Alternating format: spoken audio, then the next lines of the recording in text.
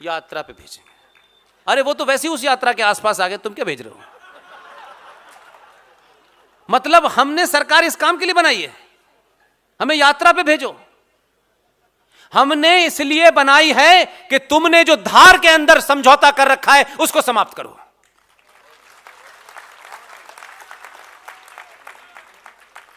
धार को सॉल्व करने के लिए बनाया हमने तुमको। 5 साल, 6 साल, 10 साल, 20 साल, 25 साल तुम्हारे मुख्यमंत्री रहने से हमें कोई फर्क पड़ने वाला नहीं है कि तुम चले जाओगे तब भी हम यात्रा पे जा रहे थे, कमो वो जाते रहेंगे, उससे कोई फर्क नहीं पड़ने वाला। इन बातों पे आप सरकार पे लाए थे? नहीं। आपके प्रदेश की राजधानी, भारत आजाद हुआ 15 अगस्त 1947 को, आप सुबह से शाम तक कहते हैं। आपके प्रदेश की राजधानी 1949 में शामिल हुई है भारत में, पता ही बात आपको। लेकिन हम गीत गा रहे हैं। सच बात तो बताओ। और कल का इतिहास से कोई पुराना नहीं है। जाइए भोपाल में पता कीजिए, सनातनी महिलाएं सड़कों पे साड़ी पहन के निकलती थीं। ये जिहादी मुसलमान उनके ऊपर पान की पीक करा करते थे। ये कल की घटना है, कोई बहुत पुरानी नहीं है। हिंदुओं के ठेकेदारों को इतना ही बता देना होता तो भी काम हो जाता, लेकिन ये नहीं बताएंगे। कभी इधर कभी उधर, कभी इतनी कहानियां सुनाते हैं कि ढंग की कोई बात नहीं बताते हैं। इसलिए युवाओं को कंफ्यूज मत कीजिए। और बार बार, एक नहीं 1000 बार फिर कहूंगा, खूबसूरती की निशानी तैमूर की अम्मी नहीं है।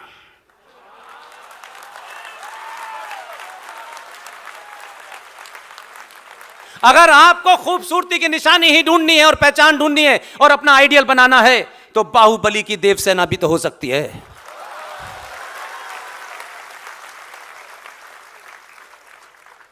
अपने आइडियल बदलिए, आपको कोई बाध्य नहीं कर सकता। आप लंगड़े हकलों की फिल्म देखने जाना बंद कर दीजिए। आप खुद ही अपने 4-4, 500 रुपए की टिकट लेते हैं, उन्हें मजबूत करते हैं, वो ज़कात का पैसा देते हैं और उन्हीं में से कोई मिलकर कमलेश तिवारी की गर्दन काट देता है। उन्हीं लोगों में से 2500 लोगों ने कश्मीरी ब्राह्मण हिंदू परिवार के लोगों को मारा, इसलिए कि वो उनकी उपासना से नाराज थे। कश्मीर में हिंदू कश्मीरियों ने 7वीं बार उनका पलायन हुआ, लेकिन भारत राष्ट्र के लोगों को नहीं पता।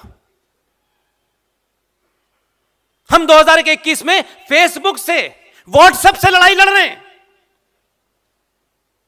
यह ना आता तो आज हम आप बीच में नहीं होते। वो 1400 साल से न फेसबुक था न इंटरनेट था, आज भी उसी पे चल रहे हैं। आपसे ज्यादा तेज हैं। आपका जिनसे झगड़ा है, जो आपकी सभ्यता, आपकी पहचान, परंपरा के लिए खतरा है, आप उसके हथियार को नहीं समझ पा रहे। आज भी आप नए नए तरीके के जुमले ढूंढ रहे हैं। ये भाई हैं, हमारा भाईचारा है। उन्होंने कई बार बताया भाई कौन है, चारा कौन है, तब भी समझ नहीं आ रहा। बीमारी आप में है, आपके दुश्मन में नहीं है। आपको शत्रु बोध नहीं है, क्योंकि आपको ना नहीं कहना आता। क्या आपको लगता है कोई नाराज क्यों हो जाए हमसे? हो सकता है किसी दिन वोट ही लेना पड़े इनका। किस उम्मीद में बैठे हैं? जिंदगी आज है, आज ही है, कल का पता नहीं है। आप सबने मुझे इतने धैर्य के साथ सुना। मैंने सुना है कि इतनी देर तो शेर भी पिंजरे में नहीं रहता। आप तो ओपन में बैठे हैं, कोई गया नहीं। एक वादा मुझसे दीजिए बस। मैं पता नहीं कभी यहां आ पाऊंगा, दोबारा नहीं आ पाऊंगा, क्योंकि मैं लगातार कहीं ना कहीं जा रहा हूं। इसलिए नहीं कि आप नहीं बुलाएंगे, इस पे मुझे कोई शक नहीं है, लेकिन मैं लगातार कहीं हूं। आप आज इस बात का शपथ लीजिए, अपने आप से लीजिए, अपने आप से लीजिए। हम किसी पे अन्याय नहीं करेंगे और किसी ने हमारे ऊपर अन्याय किया तो पलट के 2 चांटे मारेंगे। किसी का अन्याय बर्दाश्त नहीं होगा आज से। और ये जो लोग कहते हैं हिंदू इंटॉलरेंट हो गया है, भगवान राम भी इंटॉलरेंट थे, भगवान कृष्ण भी इंटॉलरेंट थे। आप कहेंगे कैसे? वनवास हुआ, जंगल गए, बक्सा भर के कपड़े नहीं लेके गए, उस पूरे एक आदमी के ऊपर एक लंगोटी थी और धनुष बाण लेके गए। उन्हें मालूम था जिहादी मिलेंगे। हमारा आदर्श धनुष बाण लेके गया, उसने सदाचार वहीं तक दिखाया जब तक उस समुद्र से यह कहा रास्ता दे दे, प्रार्थना की, विनती की, समुद्र नहीं माना। लेकिन जैसे ही धनुष बाण उठाया, समुद्र अपनी औकात में आ गया। भगवान कृष्ण ने कहा, हे अर्जुन, बाण उठाकर कहने लगा ये तो अपने हैं। उसने कहा अपने हैं तो क्या हुआ, ये अपने हैं तब भी मार, क्योंकि ये अधर्मी हैं। अगर इनका डीएनए भी एक है तब भी मार। वही कृष्ण बांसुरी बजा रहे थे। हमारे बुजुर्गों ने महिलाओं के बीच में भगवान कृष्ण को ऐसे रूप में प्रदर्शित किया है।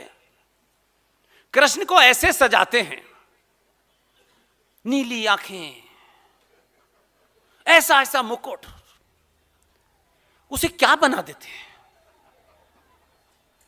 और उसको ऐसे सजा करके ऐसा कर देते हैं कि उसमें लगता है कि बस इसको पूजना ही है। उसी कृष्ण को यह नहीं बताते बांसुरी बजाने वाले को जरूरत पड़ने पर सुदर्शन चक्र उठाना पड़ गया था। समय आया है, सदियां याद रखेंगी आपको, किसी के ऊपर अन्याय नहीं करना।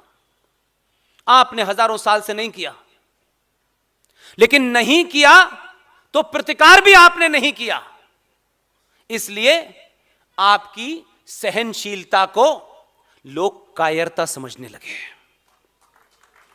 सहनशीलता को जब कायरता लोग समझने लगे तो फिर हथियार उठा लेना चाहिए। कोई भगवान भारत की संस्कृति में ऐसा नहीं है जिसके पास हथियार ना हो। चींटा मारने के लिए रखा था क्या? हर भगवान की पूजा करते हैं, हर देवी की पूजा करते हैं, कोई देवी देवता ऐसा नहीं। भगवान को हथियार रखना पड़ा तो हम तो भगवान के सिर्फ छोटे से उपासक हैं। हमारे घर में तरकारी काटने वाला चाकू भी ढंग का नहीं मिलता, क्योंकि हमको भगवान से ज्यादा बापू ने कहा अहिंसा। कौन सी अहिंसा? बापू खुद अफ्रीका में थे, अफ्रीका में उनकी पत्नी उनके साथ थी, अंग्रेज दोस्त उनके आते थे। उस जमाने टॉयलेट का सिस्टम खराब था, ऐसा नहीं था। अंग्रेज दोस्त आते थे तो वो जो पॉटी करते थे, गांधी जी अपनी पत्नी से कहते थे इनको साफ करो। एक दिन कस्तूरबा ने कहा मैं साफ नहीं करूंगी, तुम मुझे इस काम के लिए लेके आए हो। गांधी जी ने अपनी पत्नी कस्तूरबा का हाथ पकड़ा और सड़क पे बाहर खड़ा कर दिया, बोले चल भाग यहां से। वो कहते हैं अहिंसा परमो धर्म। यह अहिंसा नहीं थी। आप अपनी पत्नी से एक ऐसा काम जो आपकी पत्नी नहीं करना चाहती थी, क्योंकि आपको शौक था अंग्रेजों के सामने महान बनने का, तो आपने अपनी पत्नी को सड़क पर निकाल दिया। इसलिए यह तय करना है, गांधी जी जब तक राष्ट्रपिता हैं इल्लीगल तरीके से,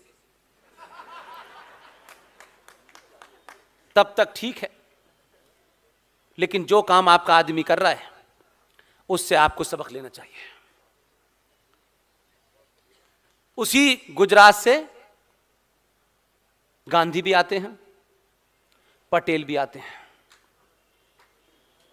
रोज सुबह से लेकर शाम तक भारत के संविधान की इस राष्ट्र के पाखंड के कारण उसे यह मालूम है कि 90 करोड़ सनातनी अभी तैयार नहीं हुआ है, इसलिए सुबह शाम गांधी के सामने नतमस्तक होता है। लेकिन जब समय आता है तो दुनिया की सबसे ऊंची मूर्ति पटेल की लगाता है। इसलिए काम कर दीजिए। कुछ लोग चीख पुकार करेंगे और आपके आदमी को शौक है कि जब तक चीख पुकार ना हो वो काम ऐसा करते ही नहीं है कि जब तक चीख पुकारे ना। उसे मजा आता है, एक छोड़ता है फिर दूसरा कर देता है। इसलिए आप किसी पद पे हो, पुलिस में हो, जज हो, कहीं भी हो, जज बनना, पुलिस में नौकरी करना सिर्फ एक माध्यम है।